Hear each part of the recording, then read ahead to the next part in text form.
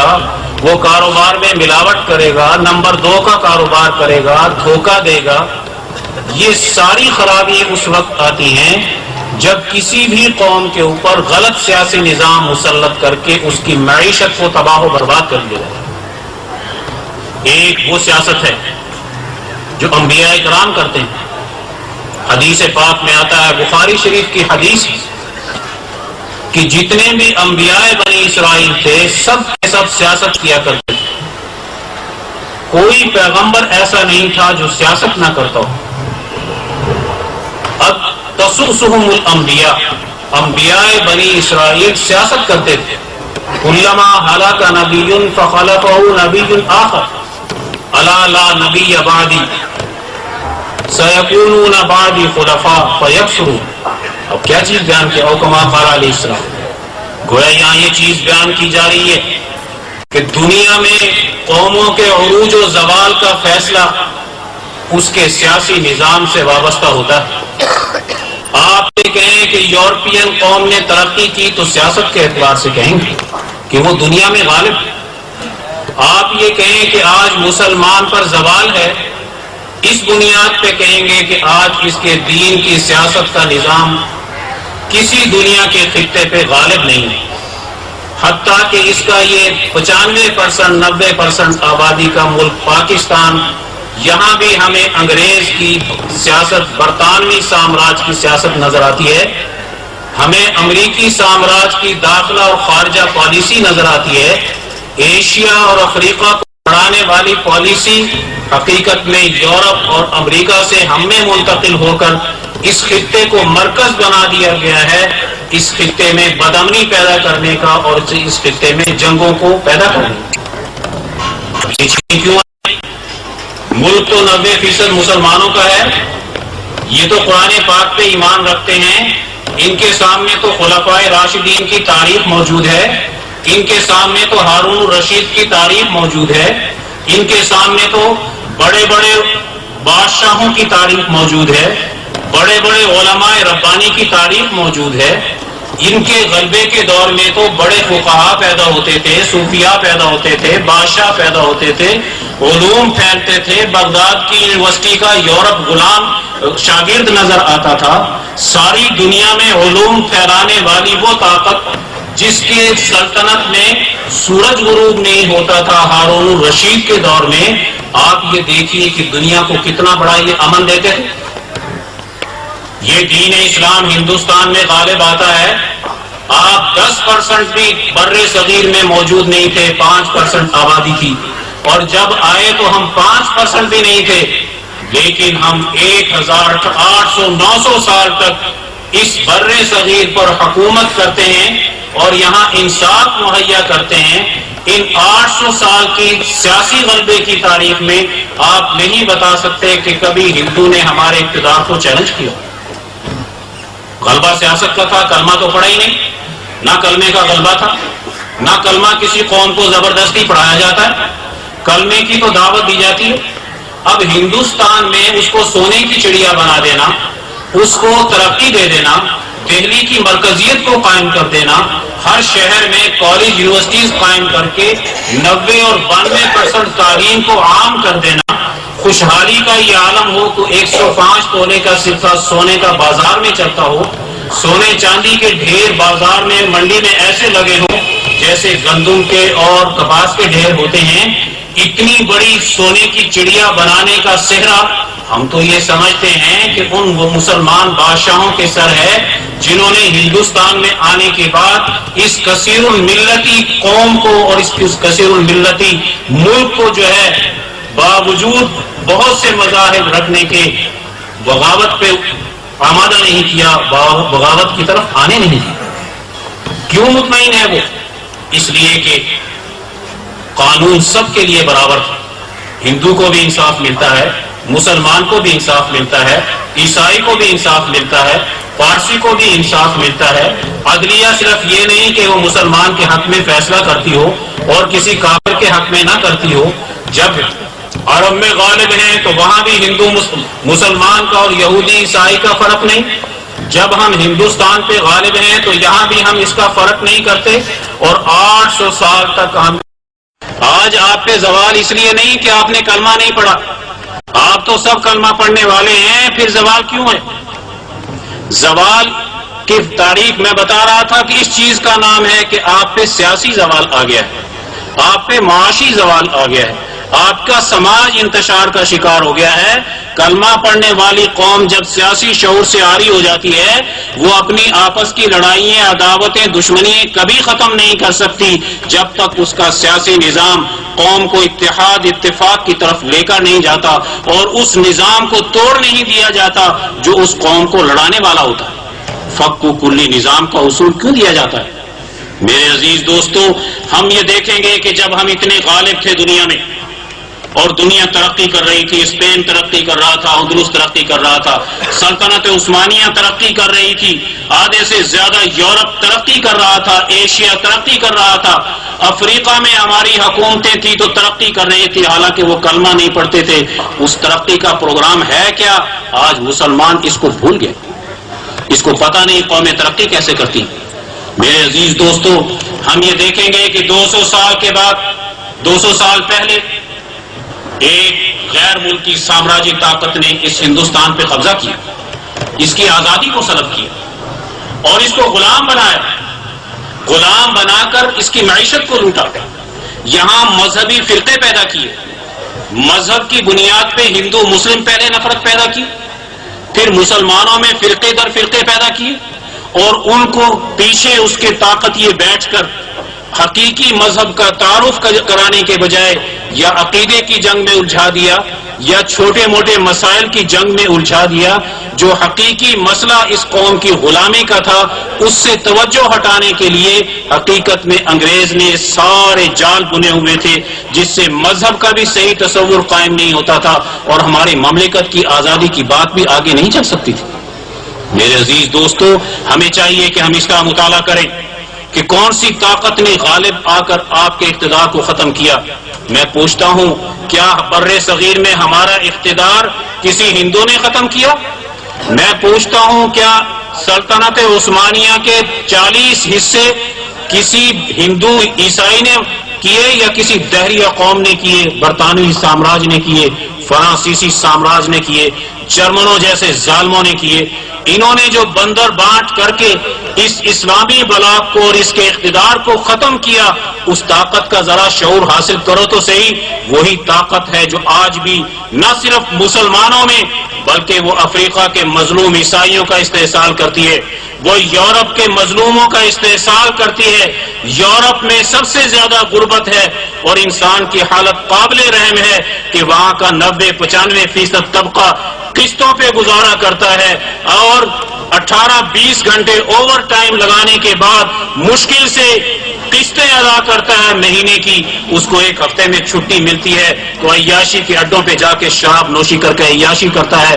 اس کی تو انسانیت ہی ختم ہو گئی، وہ تو مشین بن گیا۔ جس یورپ کو تم ترقی یافتہ کہتے ہو اس کا 90% طبقہ تو آج انسانیت کے اوصاف سے گرا ہوا نظر آتا ہے۔ دنیا کو اس حالات سے دو چار کیا۔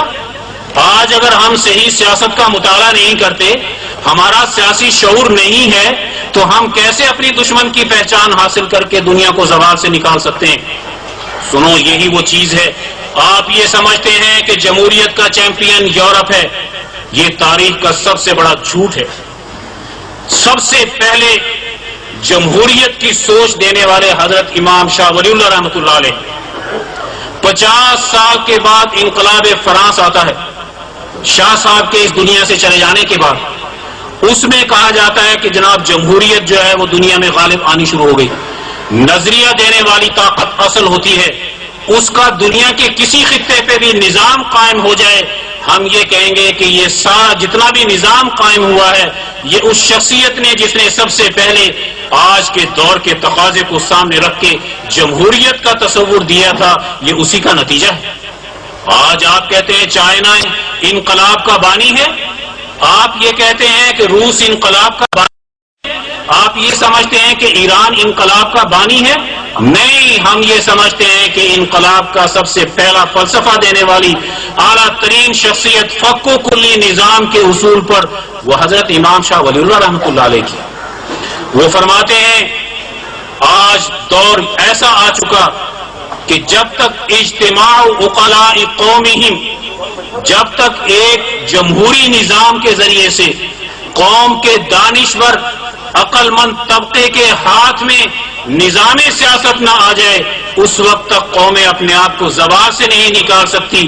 سیاسی شعور جمہوریت کا دیتے ہیں، اور مسائل کے حل کرنے کے اعتبار سے حضرت امام شاہ ولی اللہ رحمۃ اللہ علیہ فرماتے ہیں کہ آج زوال آ گیا، سامراجی طاقتیں غالب آ رہی ہیں، بھیڑیا صفات دنیا کے سیاست پہ غالب آ چکے ہیں، انہوں نے دنیا کی آزادی کو اب سلب کرنا ہے، دنیا کی معیشت پہ قبضہ کرنا ہے، دور مشین کا اور سائنس کا آ رہا ہے۔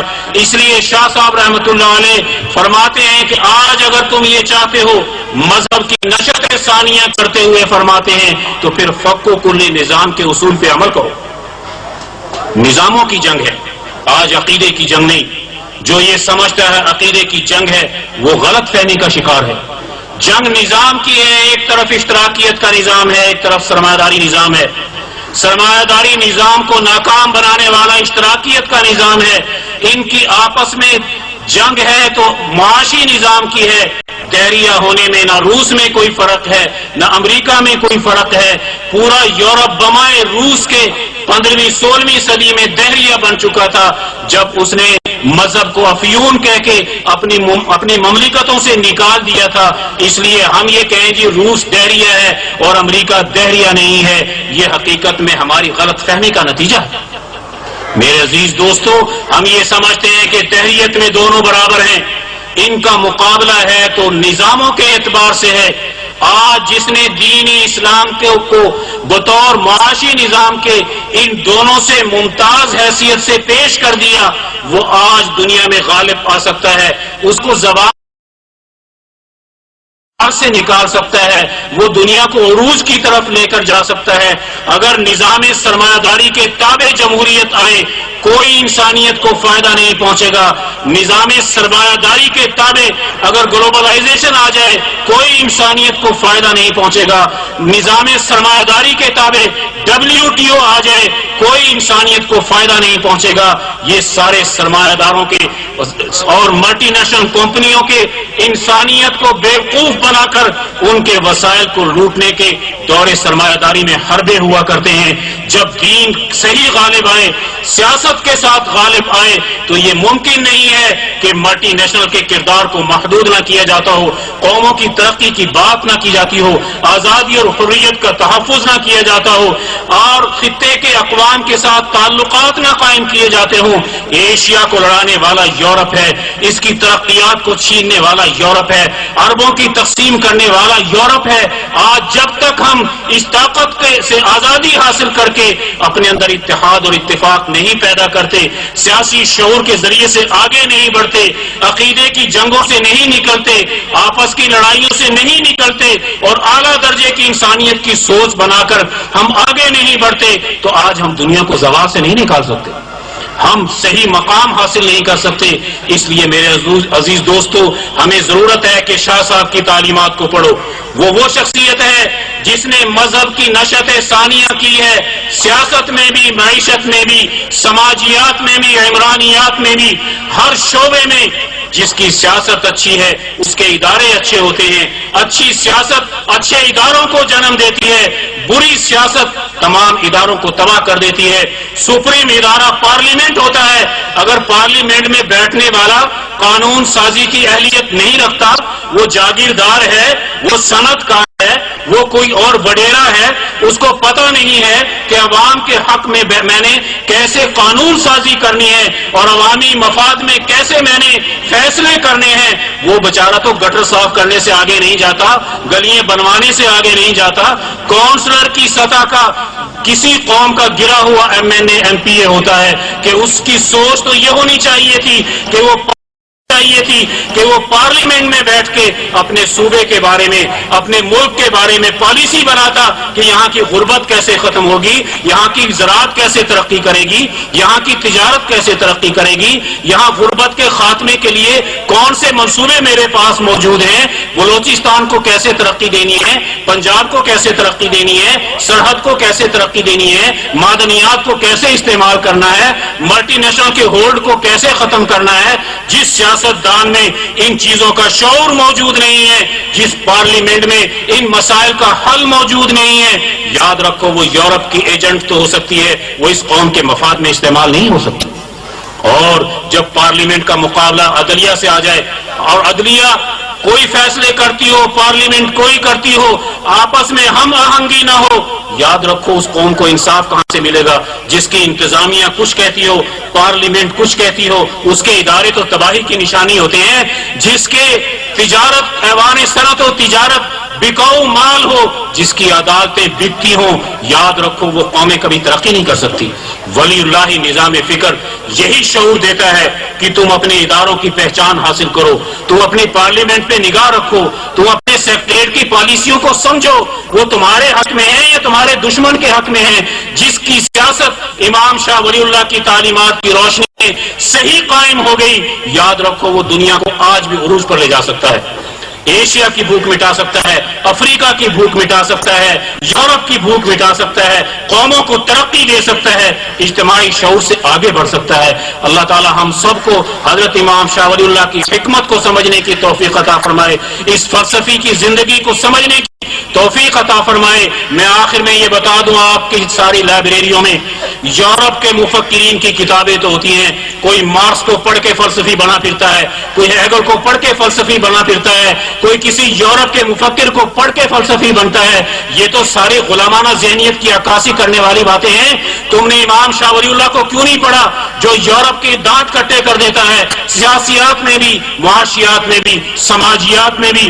اسلام کا مفکر ہو، اسلام کا فیلسوف ہو، اور آج ہم اس سے ناواقف ہو کر ادھر ادھر دہریہ قوموں کے پیچھے جاتے پھرتے ہوں، یقیناً یہ ہماری ناکامی کا راستہ ہے۔ اس لیے میرے عزیز دوستو، ہمیں چاہیے شاہ عبدالعزیز صاحب کو پڑھو، شاہ ولی اللہ صاحب کو پڑھو، سید احمد شہید کو پڑھو، جنہوں نے آزادی اور حریت کے لیے قربانیاں دی ہیں، ان کی تاریخ کا مطالعہ کرو۔ آج بھی تم زوال سے نکل کر عروج کی طرف جا سکتے ہو۔ صحیح مسائل کی نشاندہی کرنا، اس سے صحیح واقفیت کرنا، قوم کے صحیح مرض کو پہچان لینا، یہ ولایت کی نشانی ہوتی ہے۔ حضرت امام شاہ ولی اللہ نے بھی فرما دیا، قوموں کا مرض فق و کل نظام سے حل ہوگا۔ حضرت شاہ سعید احمد رائے پوری مدد ذل العالی بھی آج کالج کے نوجوان کو، جہاں دہریت کا سیلاب موجود ہے، جہاں ظلم آ رہا ہے، جہاں اس کو یورپ کا مشین بنا دیا جاتا ہے، کلرک بنا دیا جاتا ہے، جس کو امام شاہ ولی اللہ سے جوڑ دینا، حضرت شیخ الہند سے جوڑ دینا، ان کو شاہ عبدالعزیز صاحب سے جوڑ دینا، آزادی اور حریت کی جنگ لڑنے والوں سے اس نوجوان کا تعلق قائم کر کے اس کو صحیح لائن دے دینا، یہی سب سے بڑا کمال ولایت کا ہوتا ہے۔ اس لیے میرے عزیز دوستو، آج ضرورت اس بات کی ہے کہ ہم کالج کے نوجوان کو، جس کو نظام چلانا سکھایا جاتا ہے، اس کو ہم ولی اللہ نظام فکر سے وابستہ کر کر اس کو صحیح راستہ دے دیں۔ انشاءاللہ یہ یورپ کا مقابلہ کر سکتا ہے، یورپ کے چیلنجز کا مقابلہ کر سکتا ہے، اور انسانیت کی صحیح رہنمائی کر سکتا ہے۔ اللہ تعالی ہم سب کو اس کا شعور عطا فرمائے۔ وآخر دعوانا الحمدللہ رب العالمین۔